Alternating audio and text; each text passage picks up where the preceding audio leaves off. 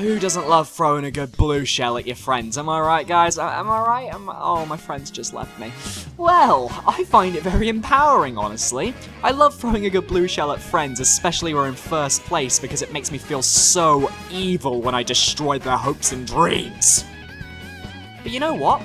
It wouldn't be possible if we didn't have tracks to race on. And luckily enough, Mario Kart 8 is full of amazing tracks that are sure to knock your socks off and make you skid off the rails. Really awkward wording there. There are 48 tracks. 32 tracks that came with the main game, and 16 DLC tracks. All of them are pretty much amazing. And I'm going to be listing all 48 of them in a 6-part series to find the top 48 Mario Kart 8 tracks to see which is number 1. Now, this is going to be a 6-part series. There will be 8 tracks per episode, and the only rule I have is that the track must come from Mario Kart 8. It must be in Mario Kart 8. It can be from a game that came before, like Double Dash, like Baby Park for instance, as long as it makes a reappearance in Mario Kart 8, so all the tracks in Mario Kart 8 are for sale, and as such, you will not be seeing any tracks that were not in Mario Kart 8. I'm just putting that out there because people usually get confused with that. Anyway, let's hit it off with number 48.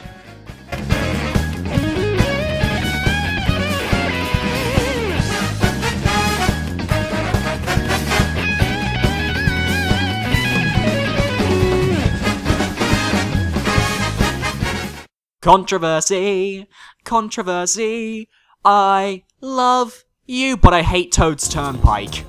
I am sorry, guys. I understand that a lot of people love this track. It was from the N64 days. People obviously love it for that. Nostalgia goggles on, they improved upon it in Mario Kart 8. But it's my least favorite track. I despise it with a passion. My issue with this track is that it doesn't fit with the rest of the game. Visually, it looks good. It's got nice graphics, I like the concept of having to drive in the traffic and using the boosters off the ramps, but at the same time, the anti-gravity bits feel very forced, they don't belong there, they really shouldn't be there. And then, there's the awkward issue of hitting the post of the finish line after you boost off of the ramps near the finish. It's very annoying, it's a minor thing, but it happens mostly on Toad's Turnpike, and it drives me insane. Not to mention the fact that there are so many cars around, and sometimes it is actually very hard to see where you're going. Sometimes the game just doesn't give you the opportunity to weave through the cars, and it can become more of a hindrance than a thing. That, and why is it Toad's Turnpike? I never really got that, other than the alliterative title. I never really understood what Toad had to do with it. Is it like the shops on the side? Because that's kind of stupid.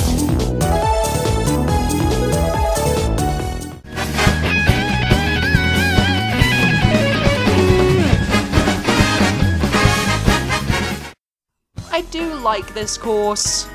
Royal Raceway is interesting.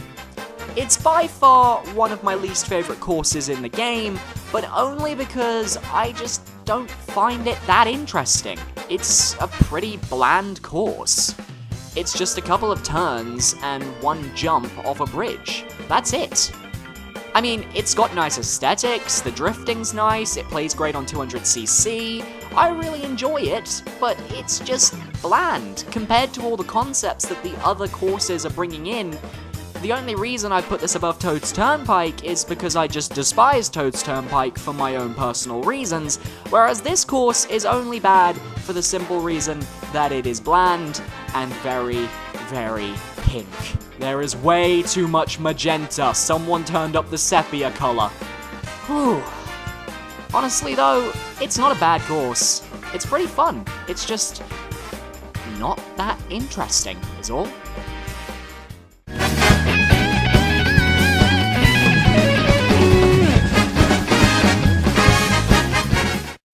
DLC Pack 1. Why did you include Wario's Goldmine? Nobody likes this course. Do people actually like this course? I mean, yeah, it fits with Wario's theme. It's interesting, it's got nice aesthetics. I like the fact that it turns around on itself and you can use the minecart tracks to get some secret shortcuts. I mean, at least this course has shortcuts, the other two didn't.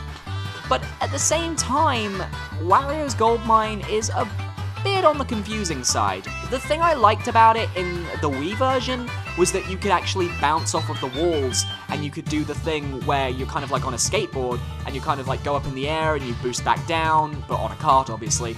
And that I found really interesting to help the start of the race and make it a bit more dynamic. Obviously they had to remove that, and they replaced it with the anti-gravity going down the hill and up the hill, which I felt was just really stupid. It just didn't feel very well done for Mario Kart 8.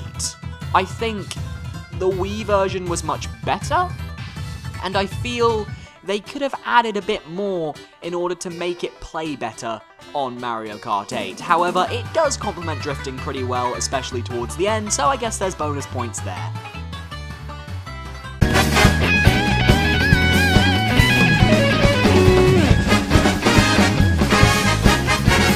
Alright, I think we all saw this one coming. Mario Circuit, I can't put you any higher than this.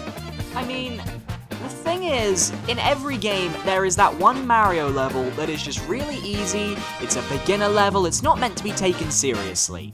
As such, it either becomes the most iconic level in the game, or it's quickly forgotten. Mario Circuit for the Game Boy Advance, brought back from Mario Kart 8. I love you, I loved Super Circuit, but bringing you back, while I still love you to death, and I think it's a nice improvement, it was just never the best track to begin with. Honestly, I do like how they added a little anti-gravity section at the beginning with the half pipe. I really enjoyed that. That was a nice kind of little spin on things. And I think it does work a lot better in Mario Kart 8, but it is also suffering from being a bit of a bland course like Royal Raceway. There's not really much you can do with it, but that was the point, which is why it's higher than Royal Raceway. Because it was bland, but it was meant to be bland. That was how the gameplay was meant to work. As such, it only gets number 45, but I really do like this course.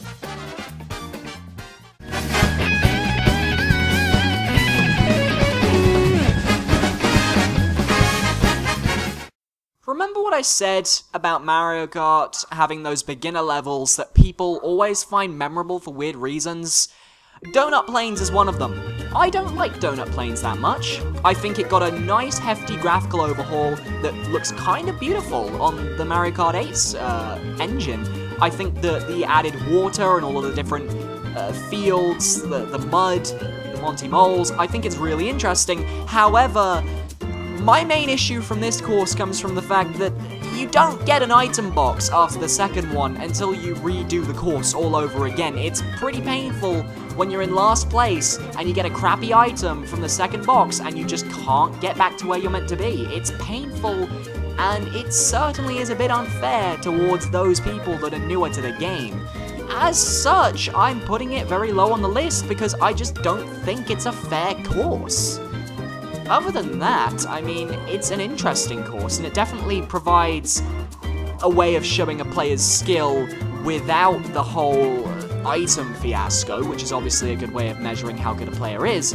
But at the same time, if you're put in last, you're stuck in last. If you're in first, chances are you're sticking in first. That's pretty much how it goes in that course, and it's just one of the reasons why I don't really like it.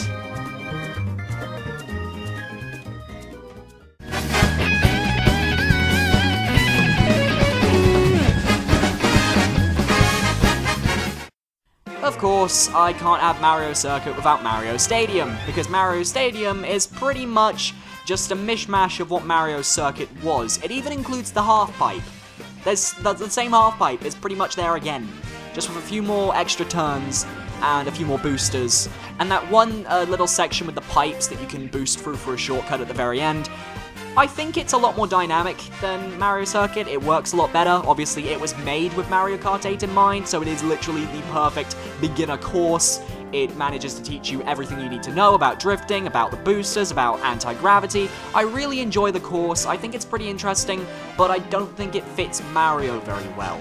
It's nighttime, there's fireworks, and there's just a giant statue of Mario, and I don't think that Mario would be like that. I feel it goes against his personality of being the selfless hero.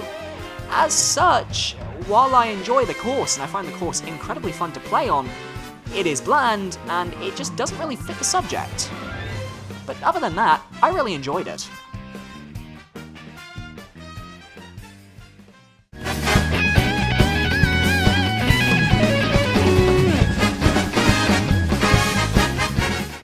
As a rule, I don't really like desert levels in games.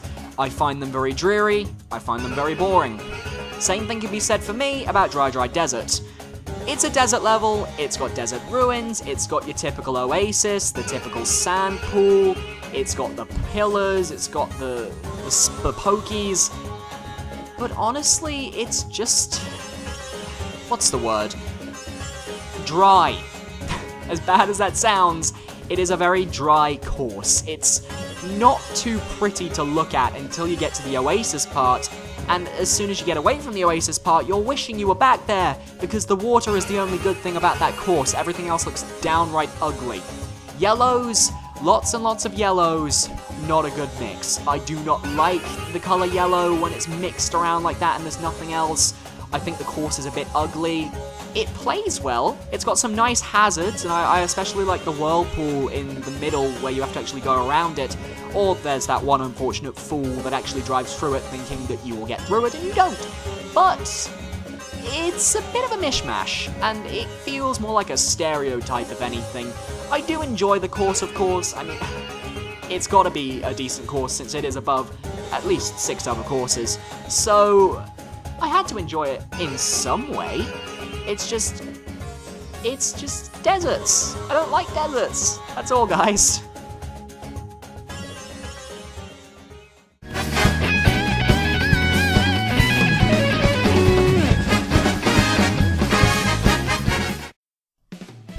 Oh my. I really don't like the toads, do I? I remember when Delfino's Square was put into the Wii game, and I really enjoyed it. So when I saw Toad Harbor, I was extremely excited. Now, I'm not sure if Toad Harbor's been around before. I can't remember if it was actually from an old game, but Toad Harbor was actually a very fun course for me. I very much enjoyed it. I liked the different twists and turns you could do, the climbing on top of the fruit market, the going for the different shortcuts. Seriously, there were a lot of shortcuts, but the anti-gravity was useless. It was there, and then it was gone. It really didn't take the Mario Kart 8 feel, and it didn't really go too far with it, but it didn't need the anti-gravity. My only issue with the course is just that I feel it's a bit clustered, if at times. I think it's a bit too narrow. I mean, there are other courses like that, of course, but I just feel this one, it's more noticeable. Although I do like it, and as it is on the top of the first video, this is when the courses start getting good, so it's got its honor. I quite enjoy it. I don't hate it at all. I really like this course. I'm just justifying none of these courses are bad except for Turnpike. But really, I enjoyed it. I just enjoyed 40 other courses more.